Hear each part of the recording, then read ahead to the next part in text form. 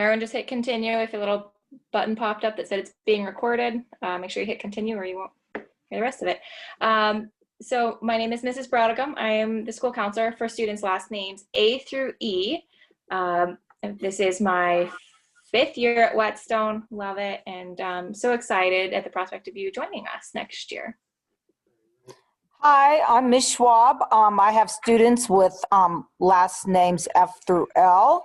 This is only my 2nd year at Whetstone, but however, this is my 18th year in the district and my 22nd year teaching overall. And I'm Mr. Agee. I have last names R through Z. This is my 2nd year at Whetstone and my 3rd year overall as a counselor. Awesome. I guess I should say I was a Spanish teacher for 8 years, always been with the district, 14 years. So we want to welcome you with your students, class of 2025. Wow. Those 4 years go quick. We are going to go ahead and just go through some things. So the things we have planned tonight, we have important dates, just how you can contact us, our different contact information. We're going to talk about our courses that we offer here at Whetstone. We'll show you some sample schedules, some of the options, some of the pathways that you can take, just summer planning, office hours, and the schedule pickup, planning for the next 4 years. And we'll also share a bunch of resources. A special thank you to the Whetstone PTA, Dominion PTA, Clintonville Go, Whetstone staff and parents and others for creating this very special evening.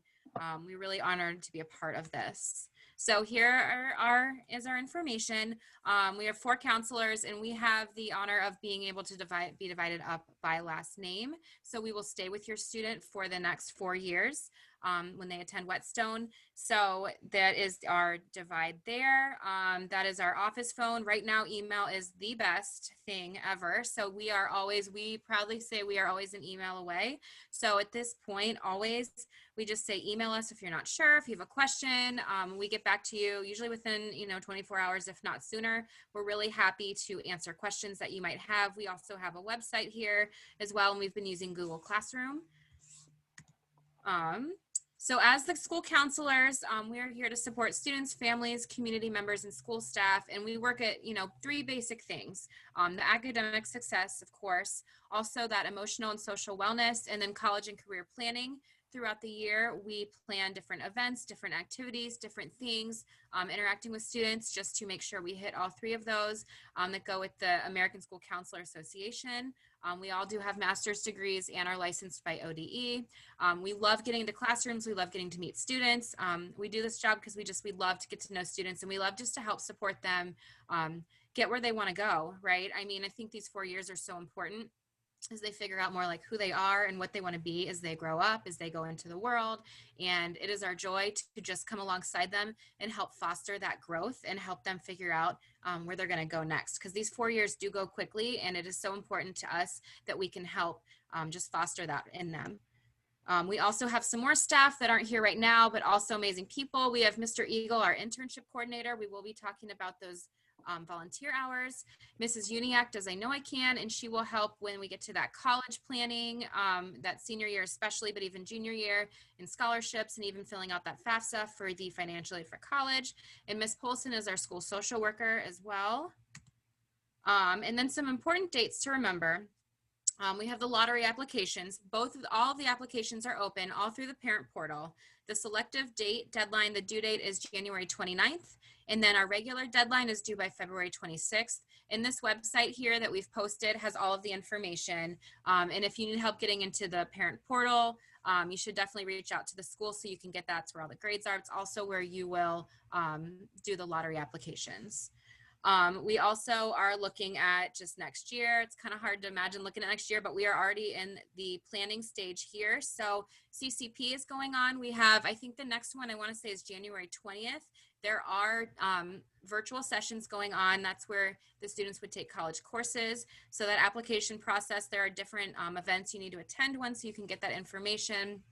But the letter of intent paperwork would be due by April 1st, and you get all of that information from the CCP information sessions. And then we will be talking about course selection. That is coming. We really find that it's so important that students really can make a schedule that matches their interests, things that, you know, kind of help them grow in areas that they want to grow in. And we want to help that. So we will be, you know, coming down with more information about scheduling courses here shortly. I think Ms. Schwab is starting this section. I think. Hello, my name is Ms. Schwab, and again, I have students with last names F through L, and I'll be talking a little bit about just your course requests and just selecting what courses you want to request for next year. So a lot of things is, what if you change your mind about a course request after you submit them? That's fine. Just email your counselor, the sooner the better. A lot of times, right now, as far as doing the course selections, we're not 100% sure what we're going to do yet, depending on whether we're back in the building, whether we're, you know, still working remotely, and students are attending class remotely. We will either do like a Google form where the students can fill out their course selections, or they can get on Infinite Campus and fill out their course selections on Infinite Campus, or if we're in the building, hopefully we get a chance to go to the schools and look at the course selections with your students. Even if we do it online and remotely, we will have videos set up to help students choose the proper courses, and we are, again, always available through email and whatever is needed to help your students. This is typically what your freshman classes look like, or your 9th grade classes. As far as English, you have your English 9 and your Humanities 9. I do know there are a few students out there that are taking the English 8, 9, and 8th grade. So what they would do is they would move up to the English 10 or the Humanities English 10. So that would be the English class selection for most 9th graders. And then also with your social studies, you know, you have your world history and then your humanities world history. So English 9 and world history go together, and then the two humanities go together. The humanities is team taught with 2 teachers, so they need to be grouped together. So you can't choose to take the humanities 9 and then just the regular world history. So those 2 need to be grouped together. So that is typically what most of our 9th graders will take. As far as math, that gets a little bit different because there are a lot of different math classes depending on what you're taking. If you're taking an 8th grade math right now and you're coming in, your first math class is going to be Algebra 1. There's going to be students that are taking Algebra 1 in 8th grade, so they're going to come in taking geometry. And then we also have some students that might be taking Algebra 1 in 7th grade, geometry in 8th grade. They'll come in and take Algebra 2. So that is a progression. So depending on where you come in at, you're going to go, whatever you're taking in 8th grade, you go to the next course up. You don't have to go back and restart at the beginning. And then as far as science goes, most freshmen will take our physical science. There are some freshmen, depending on recommendations from your 8th grade teachers, that will be placed more into the biology class. If you are in biology, you still will need some kind of physical science, which most students will pair with the chemistry their sophomore year. So that's where that comes into play. Also required that most freshmen will take are going to be your PE classes. A lot of freshmen come in with a middle school credit in PE, so they get their PE 1 out of the way. So they still need to have a PE 2 and a health credit.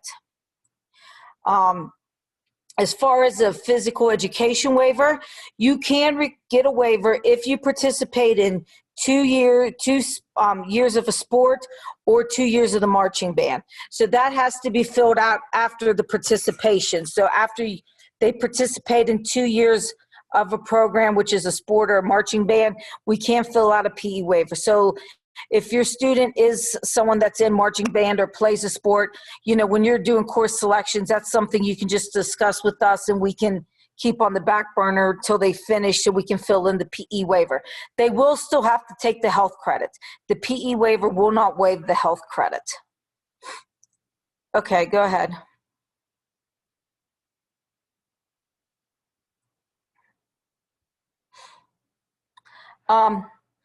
This right here are the electives. And a lot of these electives like as far as Spanish goes, if you want to take Spanish 2, Spanish 1 is a prerequisite. Spanish 3, Spanish 2 would be a prerequisite. So if you were taking like Spanish 1 in 8th grade, you would come in taking Spanish 2 with us.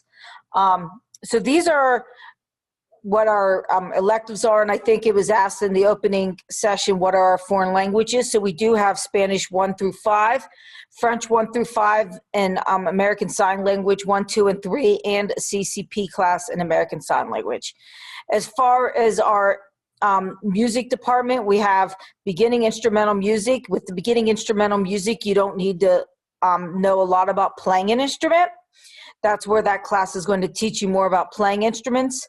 Marching concert band is the one where you would have to have some kind of ability to play an instrument and be willing to do football games, after school activities. The string orchestra, the jazz ensemble, handbell choir, you have music survey element and music survey history. Those right there are semester classes, so they're usually paired together. Music theory, mixed chorus, and vocal ensemble. Our vocal ensemble is an audition-only class. So to be in vocal ensemble, you do have to audition, but you do not for a mixed chorus. Our MOS credentialing, that is our class that involves our Microsoft Office suite, and it does give you the credentialing in like Microsoft Word, PowerPoint, and a lot of these credentials can be used as different pathways to graduate later too. Intro to multimedia, intro to Python, which is programming, and then our CCP credit counts class, which was discussed briefly by Dominic Panzo in our opening statement. As far as the art goes, we have the art history and art studio and skill, art 2, art 3 and 4, ceramics, beginning photography and computer graphics. We do have yearbook and then newspaper journalism, and then with our theater classes, we have the theater survey, the theater surveys broken into semesters, with one semester being a history and one semester being performance, and then acting 1 and 2. And this is right now what we have this year. It could change depending on what courses students sign up for going into next year.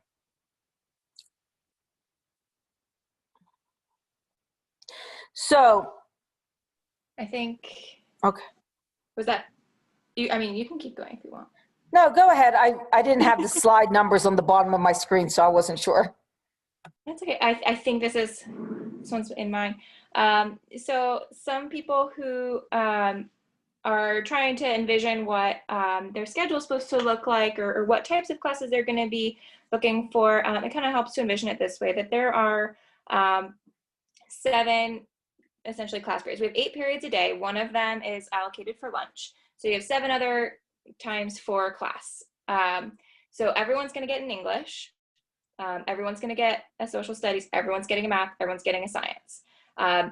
It starts to be a little bit more individualized, especially in the additional classes. But for English, you really have the 2 options. The humanities are standard, social studies, humanities are standard. Math, you just take the next level based on the most recent math course that you've taken.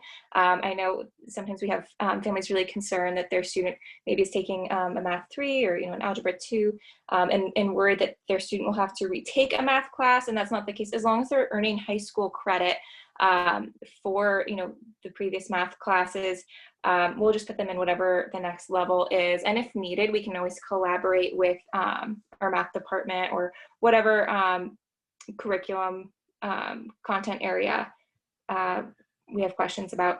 And then everyone's getting science, either physical science or biology. And then in terms of the other classes, it really depends on what your current plans are after high school, and also your interests, and also the course load that you're interested in taking on. So for foreign language, I highly recommend taking at least 3 years of a foreign language if you're planning on going to a 4-year college.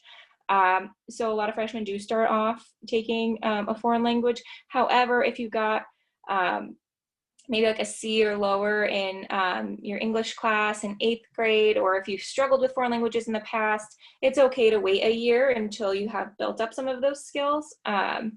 And then it would be good to get a fine art or technology completed. We recommend getting your health and PE done because let me tell you, you don't want to take it when you're a senior. So I definitely don't want you to have to worry about taking those things when you're a senior because you're not going to want to take it any more than you do now. So recommend getting your health and PE out of the way. If you're planning on doing a PE waiver, obviously that opens up a little bit more of your time. Some students elect to take health during the summer. That's your prerogative. But just, try to get that done earlier in your high school career rather than later, so it doesn't cause any scheduling kerfuffles later on for you. So when you do select your classes though, or when you request your classes, we'll ask for a list of options from you, so that way we can try to give you your top choices, but also bearing in mind that we're limited by the number of times classes are available during the day, and the teachers that are available to teach it, the spots available in the class. So there are some things that are outside of our control. So that's why we like to ask for some alternatives in case we're not able to get you into your top choices. All right, next up.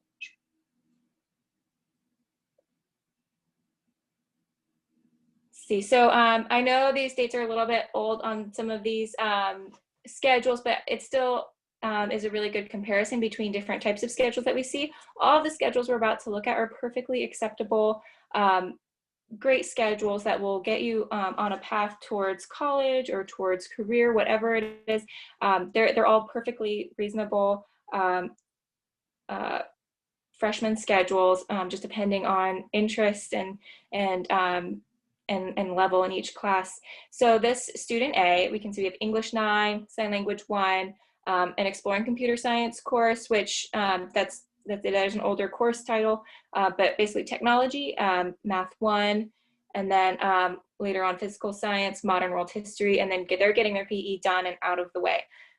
So this is a really great, straightforward freshman schedule, getting started off on the foreign languages and getting PE done, and then also taking standard level. These are all college prep courses. So I mean that's a perfectly reasonable schedule. And then sample schedule B. So this is where we start to add in. This student was taking on a little bit more of a challenge. So they are doing the humanities block, which is a double block period that's co-taught by the English and social studies teacher. It's all the same students in the same room for 2 periods back to back, and it's only offered during that block of the day. So this student also is going further ahead in science. They're also taking a more advanced art course right out of the gate, but they're taking Math 1, which is the first year of math. They're taking Spanish 1, and they took the opportunity to add an 8th course, which was jazz ensemble, and the opportunity to add an 8th course does kind of vary year to year. So I don't want to make you a promise, but the jazz ensemble was something that was really important to them. And then 6th period, they decided to take a study hall first semester as they got used to the high school environment and got used to these more advanced classes, and then added in their PE 2nd semester. So again, a great, wonderful schedule for a freshman. It keeps you on track with everything. This student was more advanced in multiple areas, including music and math and in humanities and science. So they started off their day with marching band and then went to sign language with student A. And then they had their math 2 and 3 block, which is another accelerated option that we offer, where they have math 2 and 3, which is shifting to the geometry algebra 2, which takes up 2 periods of the day, same thing as the humanities, same students, same room, 2 periods, and 2 credits. Then they went to jazz ensemble, they went to biology, and then they had their humanities block at the end of the day with student B.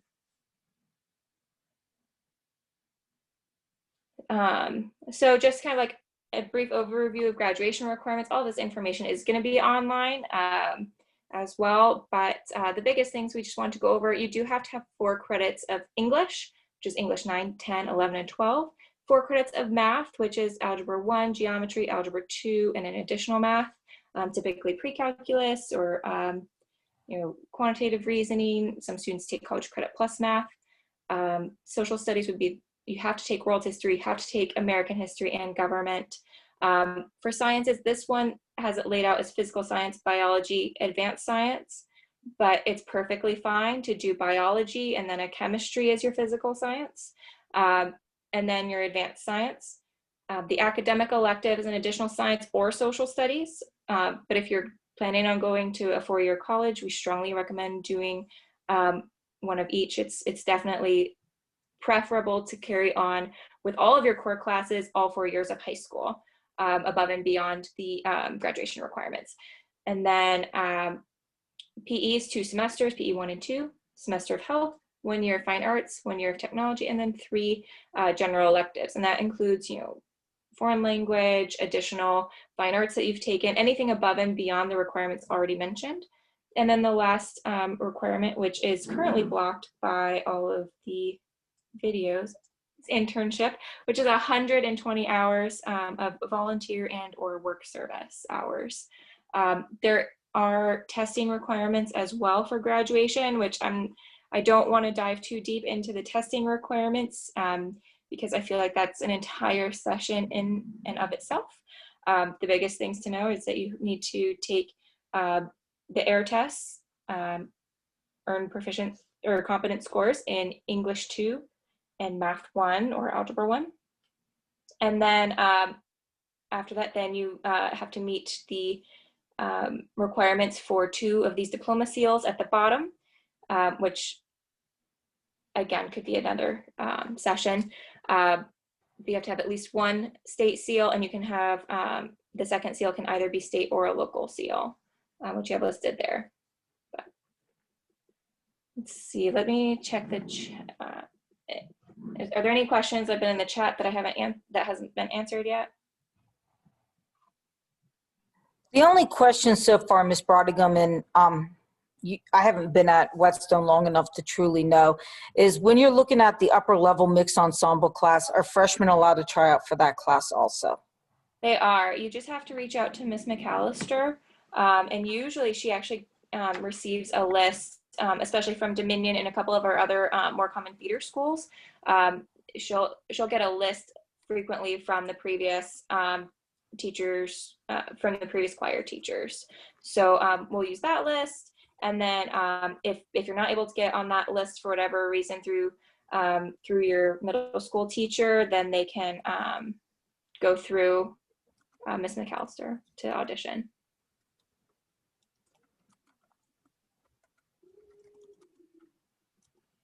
Then another question was, can you describe the internship/volunteer opportunities and requirements? So with that, students have to have 120 hours total, and they can use up to 90 hours from a job. So they can use work hours to count towards those 120, but they can only use 90. And then beyond that, pretty much it's any type of volunteer experience that you can find. More than likely, it is probably going to work. Our internship coordinator, Mr. Eagle, he is the one who you would send the information of where you volunteered at, have it signed off by a supervisor, and then he gets those hours logged. Or another way, an important way that a lot of students get it while we're in school, usually, we have teacher helpers, office helpers, both in the main office and in the counseling office, and students can earn hours, volunteer hours towards their internship doing that as well. So there's a lot of different opportunities for them. And also, if your student does something now or in the summer going into high school, he will count a lot of those hours. Also, it doesn't have to be right when they start high school.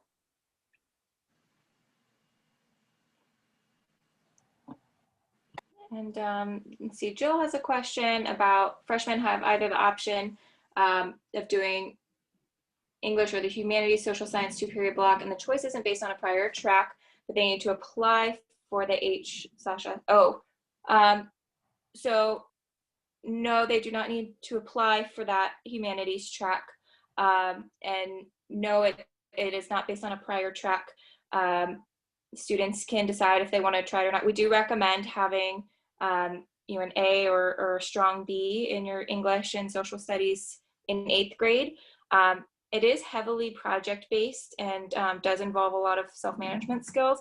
Involves a lot of group work. So some students who are really strong students, but also preferred writing their own paper, like just writing papers and doing more, traditional learning, have found that they actually prefer the English 9 world history option that we have. But basically, if you stay in humanities 9, you can continue on humanities 10, or you don't have to, and vice versa. So they're not tracked at all at Whetstone, other than, once you're in it for the year, we would like you to continue in it for that year.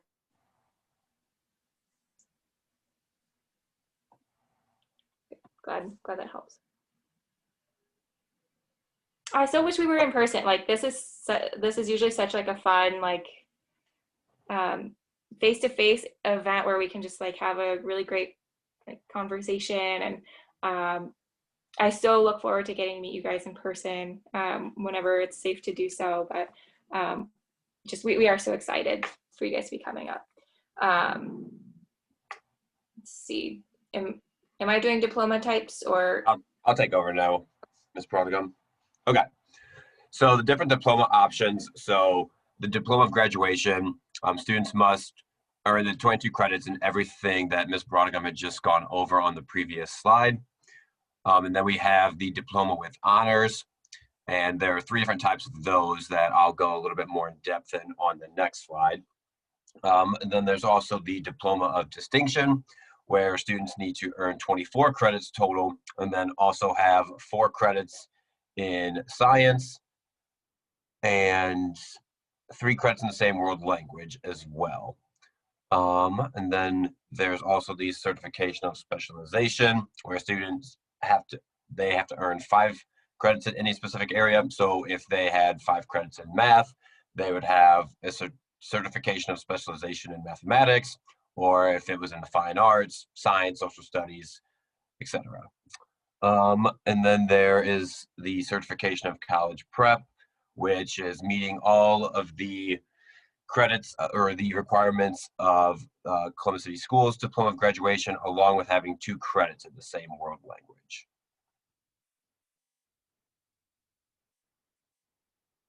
Okay, so for the honors diploma, so in order to receive this, students have to meet all but one of the following requirements. So, for example, if a student did not receive a 27 on their ACT, but they met all the other requirements, then they would be good and they would still earn their honors diploma.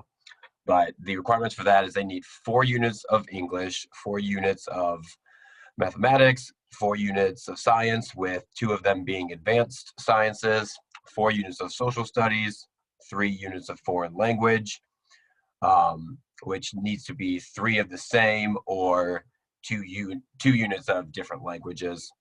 Then a fine arts, have a GPA of at least a 3.5 on a 4.0 scale, or score a 27 on their ACT or a 1210 on the SAT. But again, if they don't meet one of those, then they basically have the opportunity to exclude one and they will still earn the honors diploma. Is it okay if I just say one thing about these honors diplomas and things? Always. Great. I have a lot of students who get really focused on these honors and accolades, which are all wonderful things to do and definitely keep you on track for college and keep you on track for a lot of different options after high school. But just bear in mind, you get these awards after you graduate, which is, let's be real, it's after the college application process is complete. So these things are great to push for, but I hate to see people turning themselves into knots over gold stickers. They're really, really good goals to meet. Don't get me wrong. I just want to make sure that we're not getting too stressed about what type of diploma at this point. Good insight. That was important to add. And we are currently a minute over our 7:15 start time of the Q&A, which is going to be in a different Zoom. So I'm going to try and go and finish through this a little quick. But okay, so the schedules for the 21-22 school year. Normally, we hold the schedule pick prior to the first day of school, and typically it's the same day as orientation. But as with everything during the pandemic, everything is still kind of fluid, and we're hoping that we return to some sort of normal come the fall, and that our typical pickup time will be the same, but we will have to wait and see with that. And the reason why our schedule is not ready earlier, so the master schedule and the mass schedule upload that occurs, that all the counselors and our assistant principal work on, is a very lengthy process, and there's a lot of thinking and planning and putting pieces together of it that takes the majority of our summer hours that we have. So that's why we wait until the last day of school, because we really like to make sure that we have all of the proper placements for our kids and also clean up schedules that just need little tweaks here and there. How do I contact Whetstone staff over the summer? Email is absolutely the best option. Our schedules can vary over the summer, and with the way our summer contract works, we work 2 weeks after the last day of school, and then we work the first 2 weeks right before.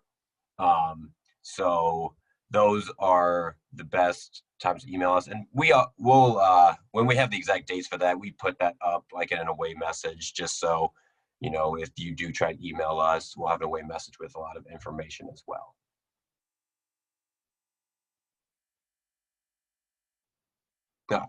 So over the next 4 years, so we touched on the internship hours, highlighting that you can start the summer after your 8th grade year, and also talking about the different opportunities and ways that students can earn hours with College Credit Plus.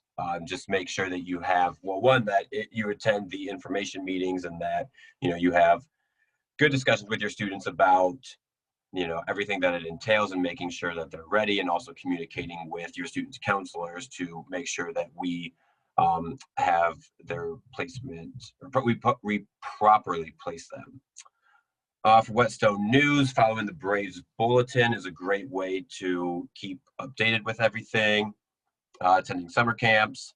A lot of colleges host these camps for high school students, and going on college visits there's never really it's never too early to do that, because the more exposure you get to visiting colleges and just having that exposure and seeing more, that's always going to be a benefit. And we recommend that you visit 1 or 2 colleges as a freshman, just to kind of get your feet wet and check it out.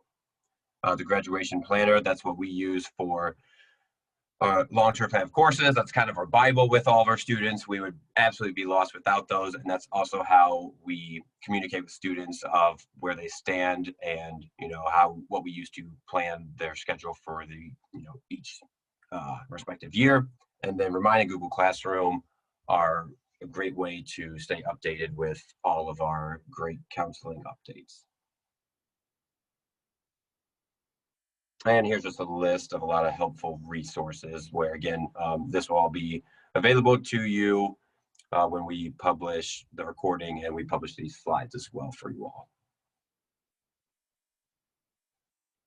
And all right, thank you for your attendance. So we will be moving over to a different Zoom to do the Q&A. But again, we can't wait to be back in person too. We all hope that sooner rather than later. And please don't hesitate to contact us with any questions that come up after this. All right. All right, we'll see you in the other Zoom. Yep. Thanks, everybody.